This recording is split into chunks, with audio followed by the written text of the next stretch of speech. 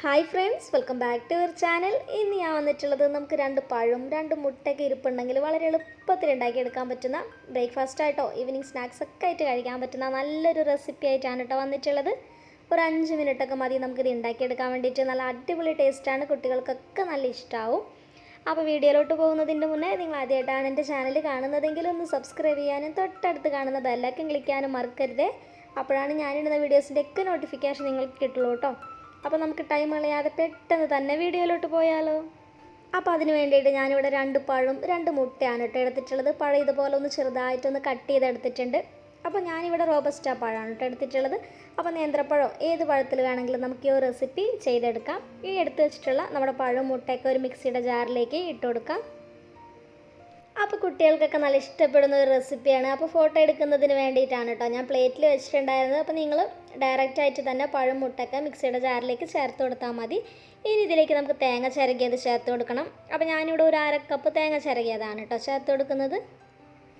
ഇനി ഇതിലേക്ക് ആവശ്യത്തിന് മധുരത്തിന് പഞ്ചസാര ചേർത്ത് കൊടുക്കാം. അപ്പോൾ ഞാനിവിടെ ഒരു 2 ടേബിൾ സ്പൂൺ പഞ്ചസാര ചേർത്ത് കൊടുക്കുന്നുണ്ട് കേട്ടോ. അപ്പോൾ നമ്മൾ എടുക്കുന്ന പഴത്തിൻ്റെ മധുരത്തിനനുസരിച്ചിട്ട് നോക്കിയിട്ട് മധുരമൊക്കെ ചേർത്ത് കൊടുത്താൽ മതിയാവും. ഇനി ഇതിലേക്ക് ഒരു 2 ഏലക്കയുടെ കുരുവാണ് ചേർത്ത് കൊടുക്കുന്നത്. ഇനി ഏലക്കാപ്പൊടി ആണെങ്കിൽ ഒരു 1/2 ടീസ്പൂൺ ഏലക്കാപ്പൊടി ഇതിലേക്ക് ചേർത്ത് കൊടുത്താൽ മതി കേട്ടോ. ഇനി ഇതിൻ്റെ ടേസ്റ്റൊക്കെ ഒന്ന് ബാലൻസ് ചെയ്യുന്നതിന് വേണ്ടിയിട്ട് ഇതിലേക്ക് ഒരു പിഞ്ച് ഉപ്പും കൂടി ചേർത്ത് കൊടുക്കാം. എന്നിട്ട് ഇനി ഇത് നല്ലപോലെ തന്നെ ഒന്ന് അടിച്ചെടുത്തിട്ട് കൊണ്ടുവരണം. ഇപ്പോൾ കണ്ടില്ലേ, നല്ലപോലെ തന്നെ ഒന്ന് അരച്ചെടുത്തിട്ട് കൊണ്ടുവന്നിട്ടുണ്ട്. നമ്മളിതിൽ വെള്ളമൊന്നും ചേർത്ത് കൊടുക്കേണ്ട ആവശ്യമില്ല കേട്ടോ. ആ 2 പഴത്തിന് 2 മുട്ട എന്നുള്ളത് കറക്റ്റായിട്ടുണ്ടായിരിക്കും. ഇനി ഇത് വേറെ ബൗളിലേക്ക് മാറ്റാം. ഇതുപോലെയാണ് കേട്ടോ ഇതിൻ്റെ തിക്നെസ് ഇരിക്കുന്നത്. കണ്ടില്ലേ, ഈ ഒരു കൺസിസ്റ്റൻസിയിലാണ് വന്നിട്ടുള്ളത്. നമുക്ക് ഇതുപോലെ വേണമെങ്കിലും ചുട്ടെടുക്കാം കേട്ടോ. ഞാനിതിൽ കുറച്ച് ഗോതമ്പ് പൊടി കൂടി ചേർത്ത് കൊടുക്കുന്നുണ്ട്. അപ്പോൾ ഒരു 1/4 കപ്പോളം ഗോതമ്പ് പൊടി ഞാൻ ഇതിലേക്ക് ചേർത്ത് കൊടുത്തിട്ട് ഒന്ന് മിക്സ് ചെയ്തെടുക്കുന്നുണ്ട്. അപ്പോൾ നമ്മുടെ ഇഡ്ഡലി മാവിൻ്റെയൊക്കെ ഒരു കൺസിസ്റ്റൻസി ഉണ്ടല്ലോ, അതുപോലെയാണ് കേട്ടോ നമ്മുടെ ഒരു ബാറ്ററി ഇരിക്കേണ്ടത്. അപ്പോൾ അതിനനുസരിച്ചിട്ട് നോക്കിയിട്ട് മാത്രം ഗോതമ്പ് പൊടി ചേർത്ത് കൊടുത്താൽ മതിയാവും. ഇപ്പോൾ നമ്മുടെ മാവൊക്കെ റെഡി ആയിട്ട് വന്നിട്ടുണ്ട്. ഇനി ചുട്ടെടുക്കാം. അപ്പോൾ അതിന് വേണ്ടിയിട്ട് ഒരു പാനിലേക്ക് ഞാനിവിടെ കുറച്ച് നെയ്യ് ഒന്ന് സ്പ്രെഡ് ചെയ്ത് കൊടുക്കുന്നുണ്ട്. അപ്പോൾ പാന് ചൂടായിട്ട് വരുമ്പോൾ അതിലേക്ക് ഒരു കയ്യിൽ മാവ് ഒഴിച്ചു കൊടുക്കാം. അപ്പോൾ നമ്മൾ പാൻ കേക്കൊക്കെ റെഡിയാക്കി എടുക്കില്ലേ, ആ ഒരു വലുപ്പത്തിലാണ് കേട്ടോ ഇതൊന്ന് റെഡിയാക്കി എടുക്കുന്നത്. ഇനി ഇതിൻ്റെ മേലേക്ക് നമുക്ക് ബട്ടറോ നെയ്യോ എന്താണോ ഇഷ്ടം എന്നുണ്ടെങ്കിൽ അത് സ്പ്രെഡ് ചെയ്ത് കൊടുക്കാം. അപ്പോൾ ഞാനിതിലേക്ക് കുറച്ച് നെയ്യാണ് കേട്ടോ ഇട്ട് കൊടുക്കുന്നത്. ഇനി ലോ ഫ്ലെയിമിൽ ഇട്ടിട്ട് നല്ല പോലെ തന്നെ ഒന്ന് കുക്ക് ചെയ്തെടുക്കാം. അപ്പോൾ ഹൈ ഫ്ലെയിമിൽ വെച്ചിട്ടുണ്ടെങ്കിൽ പെട്ടെന്ന് കരിഞ്ഞു പോകും, കറക്റ്റായിട്ട് വെന്ത് കിട്ടില്ല. അപ്പോൾ ലോ ഫ്ലെയിമിൽ ഇട്ടിട്ട് നമുക്ക് കുക്ക് ചെയ്തെടുക്കാം. ഒരു സൈഡ് നല്ല പോലെ തന്നെ റെഡിയായി വന്നിട്ടുണ്ട് കേട്ടോ. ഇനി അപ്പുറത്തെ സൈഡും ഇതേപോലെ തന്നെ നമുക്കൊന്ന് കുക്ക് ചെയ്തെടുക്കാം. അപ്പോൾ അതിൻ്റെ മേലിൽ ഞാൻ കുറച്ച് നെയ്യൊന്ന് സ്പ്രെഡ് ചെയ്ത് കൊടുക്കുന്നുണ്ട് കേട്ടോ.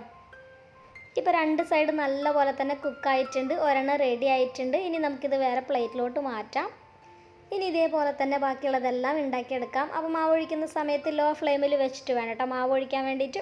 എന്നിട്ട് ഇതുപോലെ ഒന്ന് ചെറുതായിട്ട് ഒന്ന് പരത്തി കൊടുത്താൽ മാത്രം മതി. അപ്പോൾ നേരത്തെ പറഞ്ഞ പോലെ ഗോതമ്പ് പൊടി ഇല്ലാതെ നമുക്ക് പഴം മുട്ടയും കൂടി മിക്സിയുടെ ജാറിലിട്ടിട്ട് അരച്ചിട്ട് അങ്ങനെ വേണമെങ്കിൽ പാൻ കേക്ക് പോലെ ഉണ്ടാക്കിയെടുക്കാം കേട്ടോ. അങ്ങനെയാണെങ്കിൽ നമ്മളിതിൽ ഗോതമ്പ് പൊടി ഒന്നും ചേർത്ത് കൊടുത്തിട്ടില്ലെങ്കിൽ നമുക്ക് പൊട്ടിപ്പോവാൻ ചാൻസ് ഉണ്ട് മറിച്ചിടുമ്പോഴൊക്കെ. അപ്പോൾ അതുകൊണ്ടാണ് ഞാൻ ഗോതമ്പ് പൊടി ചേർത്ത് കൊടുത്തിട്ടുള്ളത്.